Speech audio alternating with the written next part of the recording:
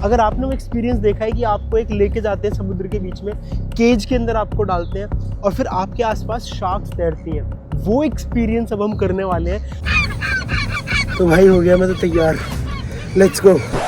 रुको जरा, सब्र करो। इससे पहले कि मैं आपको शार्क के साथ डाइव कराऊं, हम आपको लेकर जाना चाहते हैं साउथ अफ्रीका की एक ऐसी जगह जो अपने आप में यूनिक है। ये वो पॉइंट है जो अफ्रीका की धरती का आखिरी सदर्न मोस्ट पॉइंट है और इस जगह पर मिलते हैं अटलांटिक ओशन और इंडियन ओशन।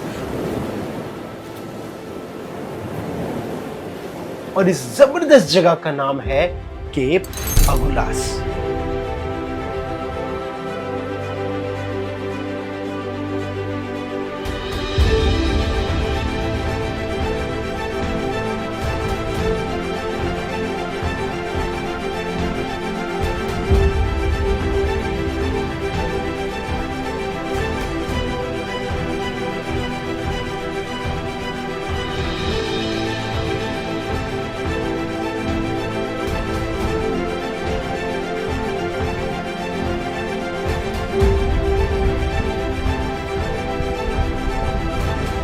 तो जी जैसा आपको पता है कि हमने अपनी इस जर्नी की शुरुआत करी थी पोर्ट एलिजाबेथ से। वहाँ से हमने अपनी गाड़ी को रेंट करा, फिर हम पूरा सफ़र वहाँ से नापते हुए आए, जो इंक्लूडेड था हमारा नाइसना, मॉज़ल बे और सिसिकामा नेशनल पार्क। और आज हम लोग पहुँच गए हैं हरमानिस की तरफ। और ये वाला जो पॉइंट है ये है southern most point of Africa.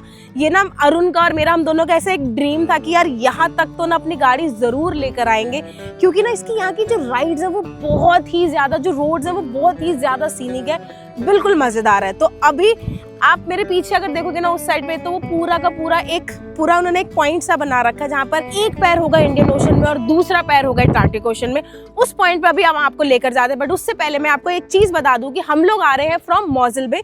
तो मॉज़ल बे से ही अगुलास जो हमारा पॉइंट है ये है अप्रॉक्सीमेटली 3.5 घंटे की ड्राइव पे। और आपको जो गाड़ी है ना, वो आपको गाड़ी खड़ी करनी है, वो आपको लाइट हाउस दिख रहा है। लाइट हाउस कैसे आप क्रॉस करते आओगे, आपको आगे एक स्टेशन दिख जाएगा, पार्किंग स्टेशन मल्टीपल दिख जाएंगे आपको।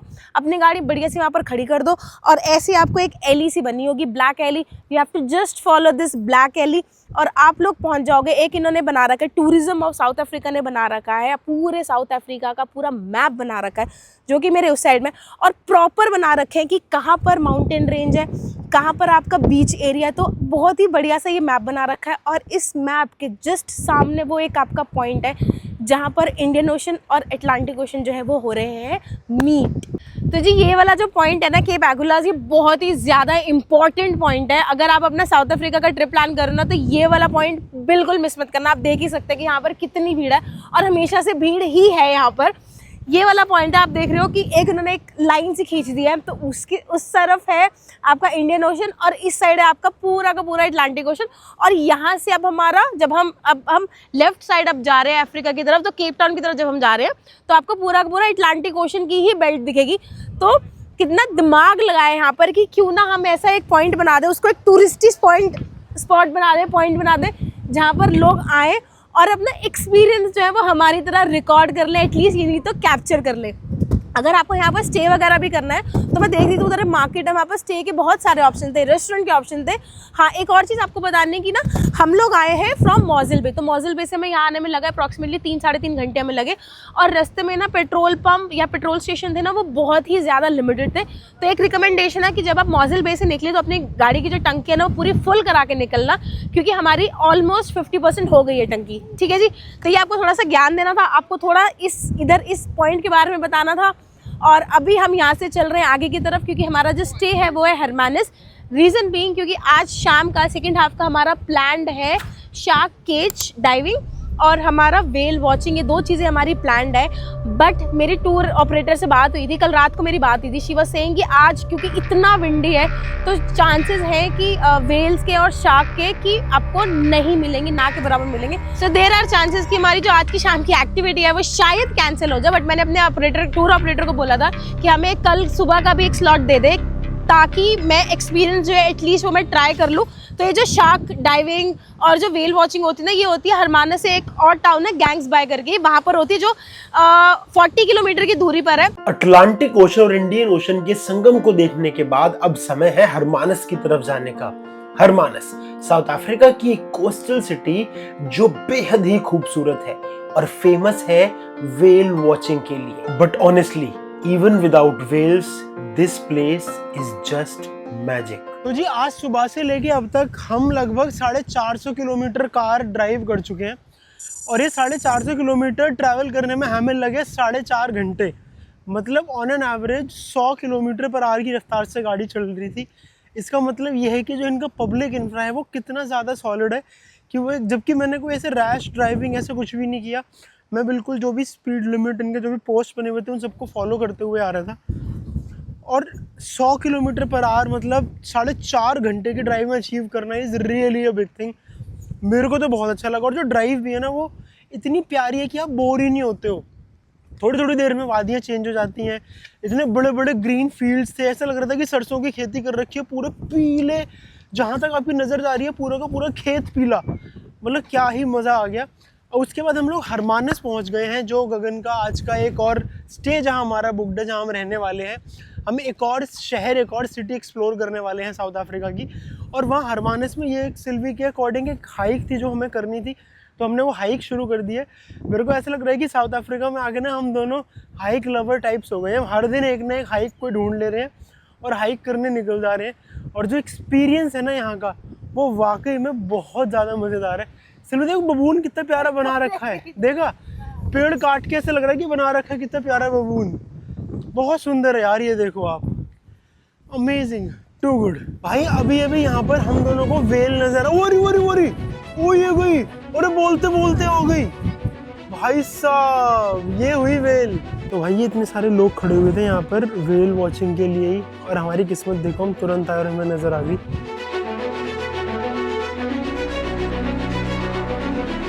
क्या बात है भाई साहब, वेल नजर आ गई। और आपको पता है कि वेल की जनरली अगर आप कहीं से वो भी खरीदोगे, सूविनियर भी खरीदोगे, तो उसकी पूंछ और उसकी टिप आपको जनरली मिलती है। और उसका रीज़न क्या है, क्योंकि जब वेल है ना उतना भारी वजन होता है कि जब वो अंदर घुसती है तो आपको सिर्फ उसकी पूंछ ही नज़र आती है बाहर से, ऊपर की बॉडी आपको प्रॉपर नज़र नहीं आती है। तो अभी जब हम यहाँ पर थे वेल वॉचिंग कर भी रहे थे तो बार बार उसकी टिप ही नज़र आ रही थी। It was amazing experience. ये देखो यार, चलते चलते हम एक ऐसे पॉइंट पे आ गए हैं, यहाँ पर ये बच्चों के लिए खेलने के लिए पब्लिक इंफ्रा बनाया हुआ है, ऐसे garden, amphi theatre, open air. और यहाँ से बैठ के आप वेल वॉचिंग करो। जो लोग सारे खड़े हैं वेल वॉचिंग के लिए खड़े हैं, तो वहाँ से लेके जो वो लोग खड़े हैं कॉर्नर पे, ये पूरी ट्रेल पे आपको वेल वॉचिंग के लिए ही बोला जाता है। और सामने रेस्टोरेंट भी है, आपको खाना पीना खाना है तो आप वहाँ ऊपर बैठ के आराम से वेल वॉचिंग करो। तो भाई साहब बहुत ही प्यारी जगह है। मतलब आप इसको देख के कोई बोलेगा ये साउथ अफ्रीका है, मतलब सच्ची में यार। एक और दिख गई, ओ वोरी ये गई नीचे गई। वेल वॉचिंग पॉइंट इतना फेमस है कि इन्होंने हर जगह वेल ही बना रखी है। देखो वेल का मुंह बाहर निकाल रखा, पूंछ बाहर, बाकी बॉडी अंदर। वहाँ भी देखोगे तो वहाँ पे ये भी वेल की पूंछ के अंदर ही फुहारा लगा रखा है। तो भाई वेल वॉचिंग पॉइंट है तो उसको जस्टिफाई भी कर रहे हैं।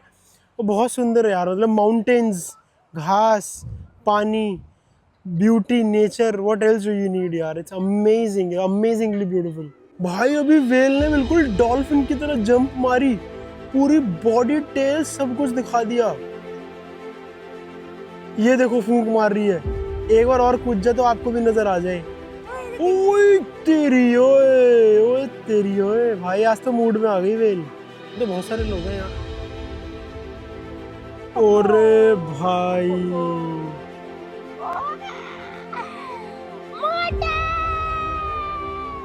तो ये एक्चुअल में हाइक नहीं है, ये एक वॉक है। तो हमारे इस तरफ पूरा अटलांटिक ओशन है और हम इस ट्रेल पे वॉक कर रहे हैं और बुशेस के बीच में, और थोड़ी थोड़ी देर में हमें वेल नज़र आ रही हैं और हम ऊंचे उचक्के से देख रहे हैं जगह जगह से वेल्स को। भाई मल्टीपल वेल साइटिंग, मेरे को लगा था कि एक दिख जाए वही बहुत है, पर इतने सारे वेल साइटिंग हो गई। उसकी पूंछ दिख गई, पूरी डॉल्फिन की तरह कूदती हुई दिख गई, मुंह दिख गया, सब दिख गया वेल का। I am really happy with it. बहुत ही बढ़िया एक्सपीरियंस है। और जो जगह है ना हरमानस, भाई साहब ये यूरोप को फेल कर रही है, इतनी सुंदर। पूरे लेफ्ट साइड में ऐसे इन्होंने प्यारे प्यारे वाइट होटल्स बना रखे हैं, राइट साइड में सामने पूरा समुद्र है, बीच में पूरी ग्रीनरी और ये ट्रेल है। मतलब मेस्मराइजिंग व्यू है, मेस्मराइजिंग। हाँ, गगन कह रही है कि यहाँ हर दिन कुछ नया है, मतलब हर दिन कुछ नए व्यूज़ नई ब्यूटी, नए एक्सपीरियंसेस लेके आता है।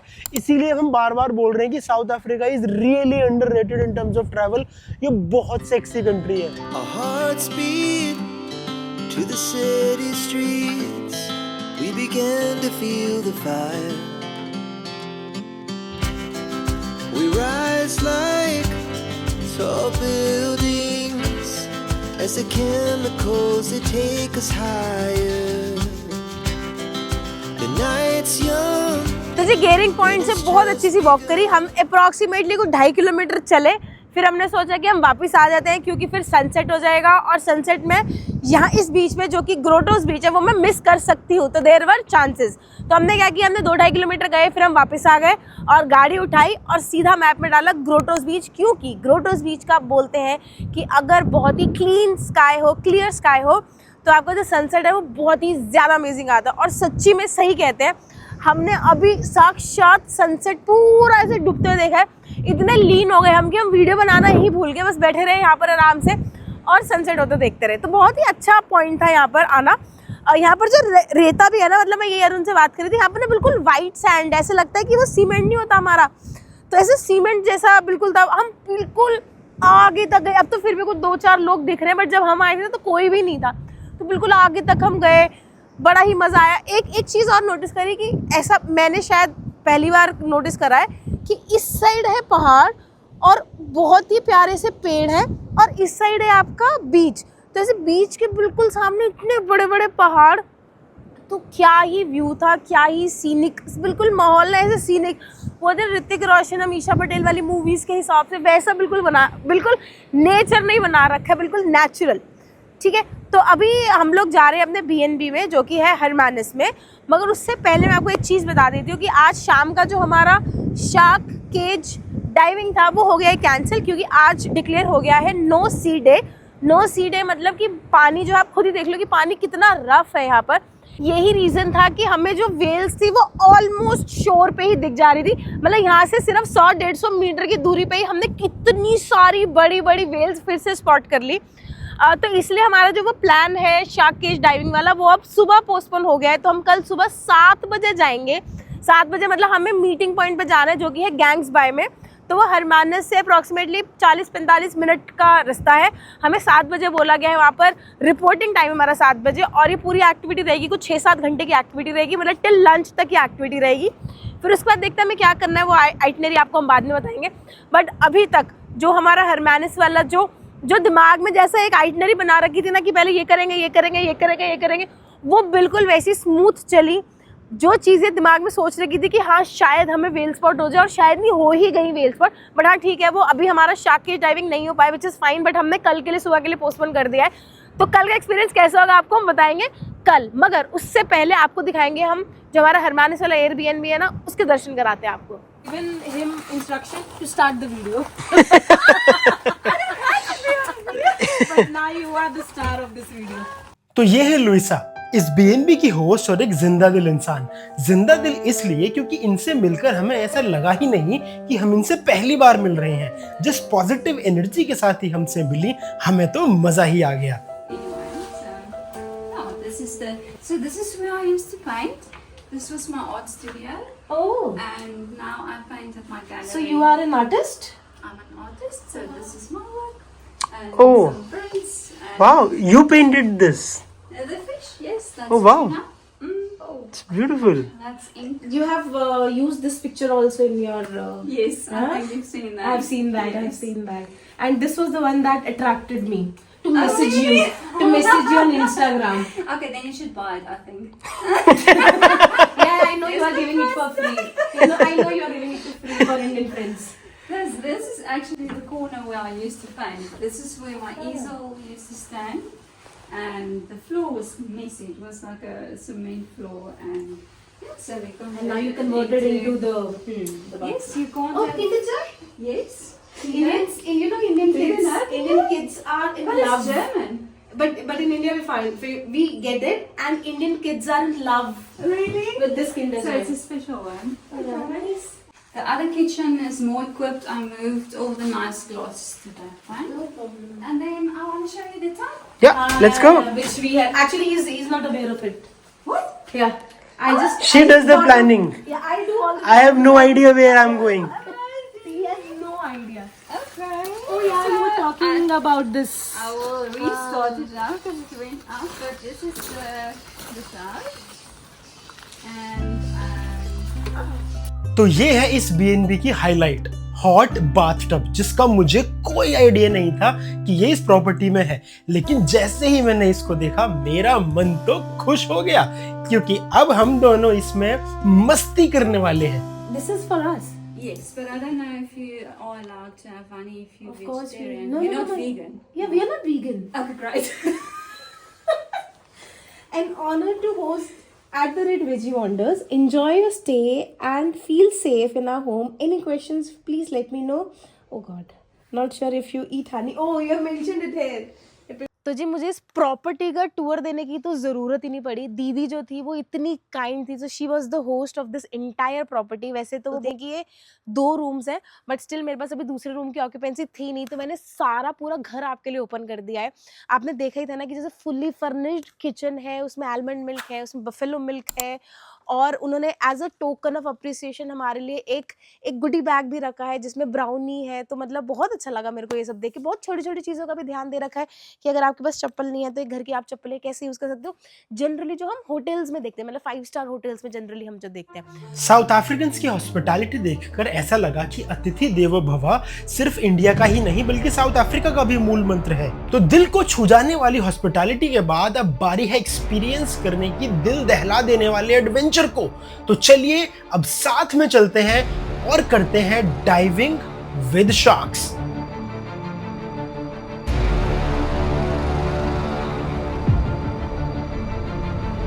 रात को दीदी ने जो वो नहाने का जुगाड़ बनाया ना भाई, गर्म पानी का, क्या सेक्सी चीज़ है वो। मैं और गगन उसमें लगभग 1 घंटा पड़े रहे, और जब बाहर निकले ऐसा लगा कि उस गर्म पानी ने हमारी सारी एनर्जी ड्रेन आउट कर ली है, और क्या ही गजब नींद आई।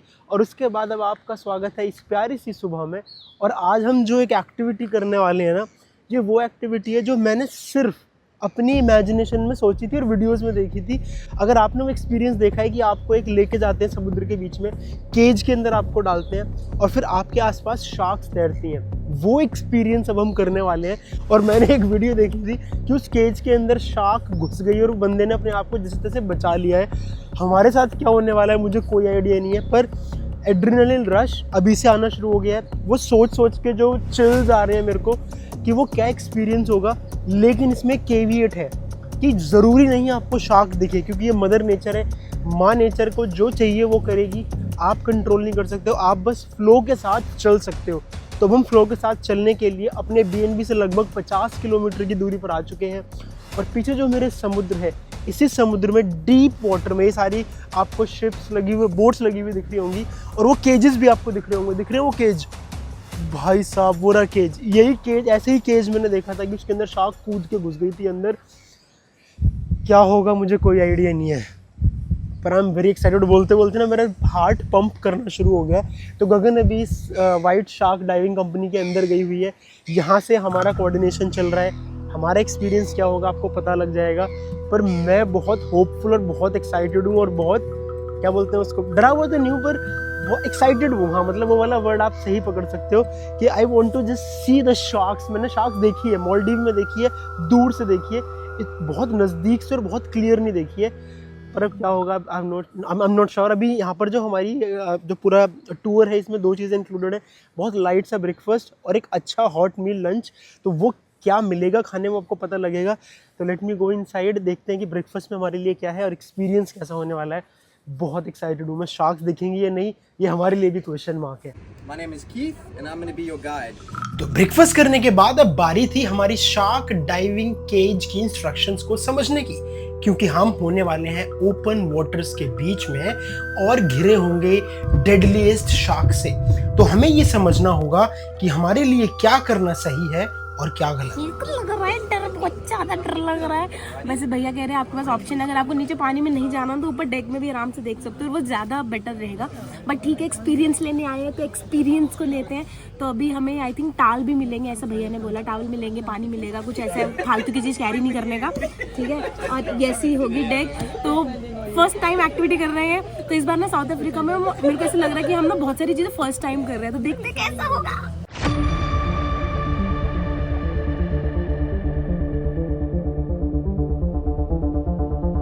हमारा इंस्ट्रक्शन देने वाला भैया है जो हमें सारी इंस्ट्रक्शन देता हुआ लेके आया है, और अब बोल रहा है कि पहली डाइव ऑफ द मॉर्निंग है, तो अब जाके देखते हैं विजिबिलिटी है नहीं है, शार्क है नहीं है, सब कुछ थोड़ी देर में पता लगेगा। अभी ये आ गई हमारी बोट, ये है हमारा केज, और ये है स्टेयर जिससे हम ऊपर चढ़ के जाएंगे और मौज मनाएंगे। मोटी एक्साइटेड, डर लग रहा है।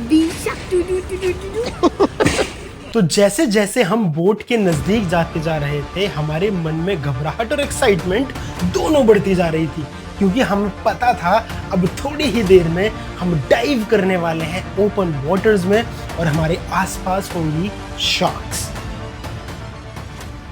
अटलांटिक ओशन में भाई साहब शार्क देखने जा रहे हैं। दिखेगी नहीं दिखेगी वो बात अलग है, पर अटलांटिक ओशन में नाव में डूब तैर रहे वही बहुत है। तो भाई हमारी बोट चल पड़ी है अटलांटिक ओशन में, और भाई ने बोला है कि जब तुम जा रहे होते हो तो चांसेस है कि आपको वेल, शार्क, सील या और भी सी क्रीचर या सी एनिमल स्पॉट हो सकते हैं। तो अभी देखते हैं कुछ स्पॉट होगा या नहीं, पर भाई साहब बम्पी राइड है बहुत ज़्यादा। वाह हाँ, सुबह के बजे हैं 8:15, ठंडी ठंडी हवा, अटलांटिक ओशन के ठंडे पानी में कुद्दी लगाने के लिए बिल्कुल तैयार है।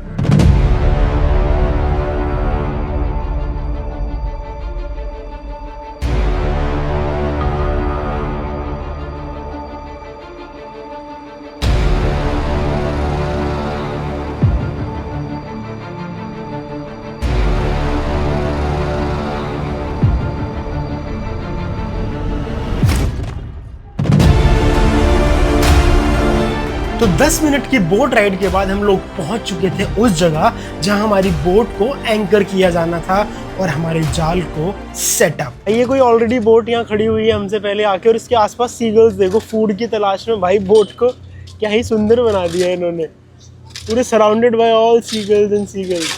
भाई ये डाल दिया केज इन्होंने नीचे पानी के अंदर, और अब दरवाजे खोल के बोल रहे हैं जाओ बेटा मौज लो। जैसे ही हमारी बोट ने अपने केज को सेटअप किया, हमारे आसपास छोटी छोटी मछलियां और सीगल्स ने मंडराना शुरू कर दिया। लेकिन तभी हमारी नजर पड़ी पास ही में तैरती हुई एक बड़ी सी शार्क पर।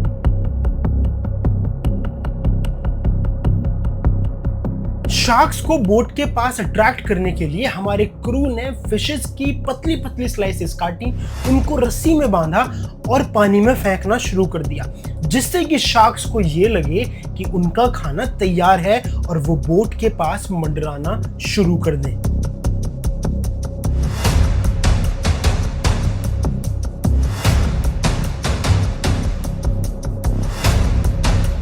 तो यहाँ पे ये कपड़े दे रहे हैं डाइविंग के लिए। भैया ने अपने आप ही साइज आइडेंटिफाई कर लिया मेरा। दिस विल फिट मी, हाँ ओके थैंक यू सर।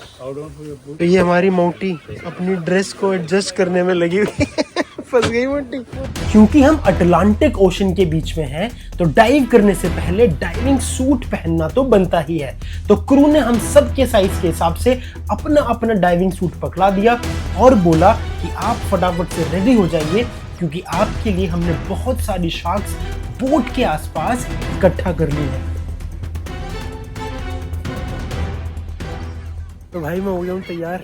ये मैंने पूरा सूट पहन लिया, ऐसा लग रहा है कि जैसे मुझे ना लैमिनेट कर दिया गया, एकदम फिक्स फंस गया है ये, और मल्टीपल शॉट्स दिख रही हैं। यहाँ से मुझे लग रहा है कि जब हम केज में जाएंगे ना, बहुत गजब एक्सपीरियंस होने वाला है। और सीगल्स ने तो आतंक मचा रखा भाई, इतना शोर कर रही है। जो खाना ये फिश के लिए डाल रहे हैं खुदा की सीगल्स उठा के ले जा रही है, पर this is going to be amazing. तो अब हमारी बोट के आसपास शार्क्स का मूवमेंट अच्छा खासा हो चुका है और सब लोग अपने कॉस्ट्यूम्स में रेडी हैं। तो अब धीरे धीरे सबका नंबर आने वाला है इस केज में जाकर डाइव करने का। और जैसे जैसे हमारा समय नजदीक आता जा रहा है, गगन की घबराहट और उसके चेहरे की टेंशन दोनों बढ़ रही है। तो सबसे पहले वो ग्रुप डाइव कर रहा है जिसको हुकर की जरूरत है। हुकर यानी ऑक्सीजन सिलेंडर, जो आपको अंडर वाटर सांस लेने में हेल्प करेगा। What's happening? Just speak to me, man. Just water in your mouth, huh? Yeah. Okay.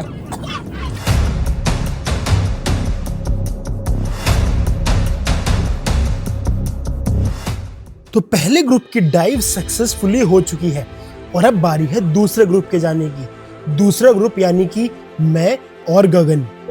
3 लग गए हमारे मास्क का, अगला नंबर हमारा है। ये बारी है जाने की। Okay, sit down here. Okay, Your feet on the yellow box. Okay, Climb down.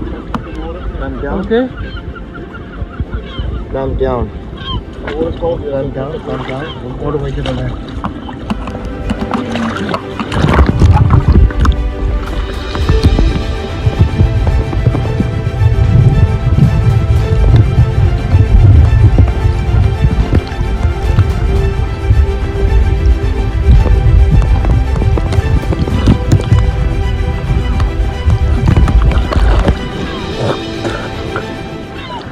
सिर भी आ रही है ये।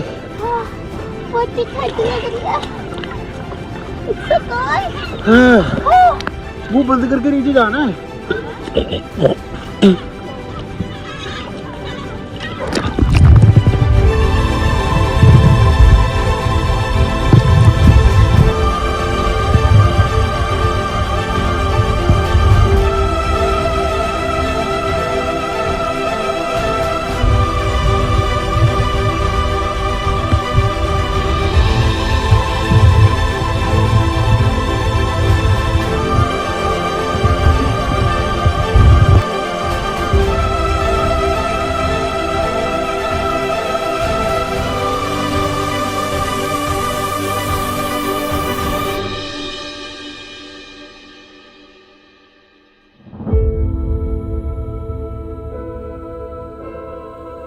तो ये ऐसे ऊपर से इंस्ट्रक्शन दे रहा है हमें और फिर हम नीचे जाते हैं और फिर ऊपर आते हैं तो सांस ले पाते हैं।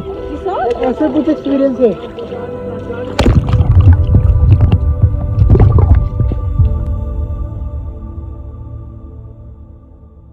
एक राउंड हो गया हमारा। माउटी, कैसा रहा एक्सपीरियंस? बहुत बढ़िया, बहुत ज्यादा बढ़िया। इतनी मोटी मोटी बटन जैसी आंखें होती हैं शार्क की, इतनी मोटी मोटी, बहुत बढ़िया। बट मेरे को ना वॉमिट फीलिंग हो रही है, इसलिए मैं सेकंड राउंड के लिए मैं नहीं जाऊंगी। सभी का राउंड 1 कंप्लीट होने के बाद क्रू ने राउंड 2 का ऑप्शन दिया, तो भला मैं कहाँ पीछे रहने वाला था, तो मैं चल पड़ा राउंड 2 के लिए। और इस बार हमें सिर्फ शार्क ही नहीं दिखाई दी, हमें दिखाई दी एक और नई मछली।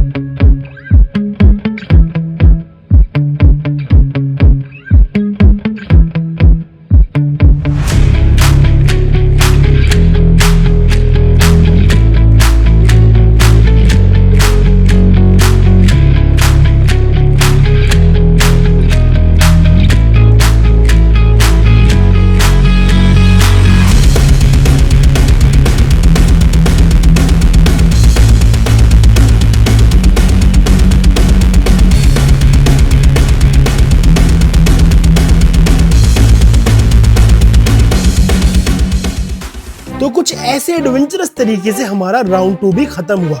और जब राउंड 2 कंप्लीट करके हम बोट पे वापस आए तो हमारे लिए एक नर्तकी यानी कि सील समुद्र में अटखेलियां करने लगी।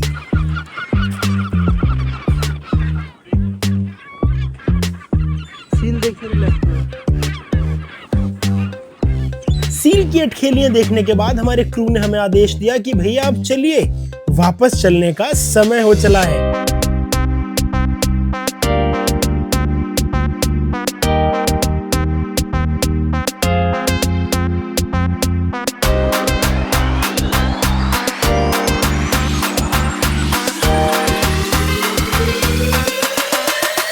अब हम डाइविंग के बाद आए हैं और उन्होंने ऐसे यहाँ पे लजानिया रखा है। अगर आप नॉन वेजिटेरियन है तो ये नॉन वेजिटेरियन लजानिया, और हम दोनों के लिए ये वेजिटेरियन टमाटर लगा के लजानिया, और हमारी मॉडी वहाँ पर हम दोनों के लिए काफ़ी बना रही है। इस शार्क कंपनी के साथ जो हमारा एक्सपीरियंस था out of the world, crew बहुत ज़्यादा सपोर्टिव था। हमें उन्होंने बोला था कि आपको 2 बार ऑप्शन मिलेगा, अगर आपको जाना है आप जा सकते हो। बहुत ही अच्छा था। मतलब वो पूरी कोशिश कर रहे थे कि ज़्यादा से ज़्यादा खाना फेंके जब हम डाइव कर रहे थे, ताकि शार्क जो है वो बिल्कुल सामने सामने। और हमने देखी, लकीली हमने देखी स्टिंगरे। तो लकीली हमने देखी स्टिंगरे। एक मुझे जो प्रॉब्लम लगी ना, मतलब वो मेरी प्रॉब्लम थी क्योंकि मेरी हाइट छोटी है। तो जब आप ऐसे केव में होते ना, मैं इधर एक्सप्लेन केज में सॉरी, तो जब आप ऐसे केज में होते हैं ना, तो ये तो आपको ऊपर से पकड़ना है, और इसको बोलते हैं कि आप ऐसे करके ना हुक कर लो, मतलब उस साइड से अगर ऐसे हुक कर लो।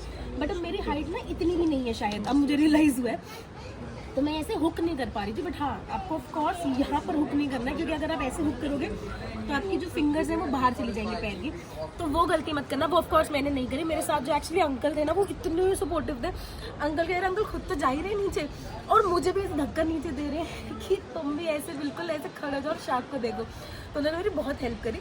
तो ऑफ कोर्स मुझे लग रहा है कि एक इंडियन वीमेंस की मेरे हिसाब से हाइट, एवरेज हाइट 5 फुट के हिसाब से होती है।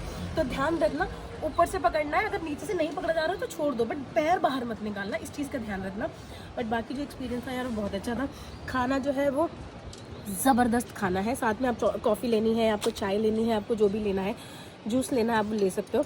तो यहाँ पर अभी हम करेंगे अपना लंच और निकलते हैं आगे की तरफ। शार्क्स के साथ डाइव करने के बाद हम दोनों ने अपने एक फियर को कॉन्कर कर लिया और अपनी जिंदगी नुमा किताब में एक और एडवेंचर का एक्सपीरियंस ऐड कर लिया। उसके बाद अब हम चल पड़े हैं केप टाउन की तरफ। लेकिन ईश्वर ने कहा कि इतनी आसानी से केप टाउन तुम्हें कैसे पहुंचने देंगे, तो भगवान ने भी हमारे रास्ते में कुछ रुकावटें डाल दी। रास्ते में हमें मिले कुछ रॉइड्स के चलते पुलिस ने कर दिया डिटूर। तो जो रास्ता हम 4 घंटे में कवर करने वाले थे, उसे कवर करने में हमें लगे पूरे 5 घंटे, और ऑफ रोडिंग करते हुए हम फाइनली पहुंच गए केप टाउन। तो भाई फाइनली 3-3.5 घंटे की ड्राइव के बाद हम लोग पहुंच चुके हैं केप टाउन, और यहाँ काफ़ी ठंड है।